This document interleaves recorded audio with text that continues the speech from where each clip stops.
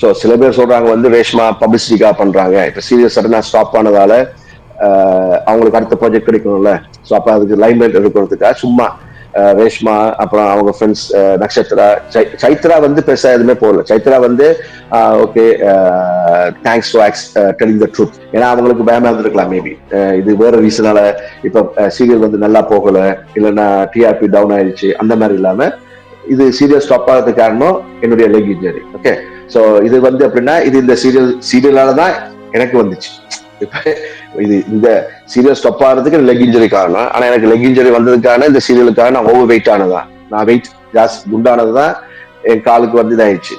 Okay, so இது it's a coincidence, it's a bad luck. But ஆனா fact அதான் நான் அதை சொல்லிட்டேன். நான் வந்து அதை வந்து ஓப்பனா, ஏன்னா நிறைய இது ரூமர்ஸ் மாதிரி ஸ்ப்ரெட் ஆகிட்டு இருந்துச்சு. ஸோ அந்த டைம் வந்து ஓகே நானே என்னுடைய இன்ஸ்டாகிராம்ல வந்து இதான் நடந்துச்சு, இதுக்கு காரணம் இதான் சொல்லிட்டேன்.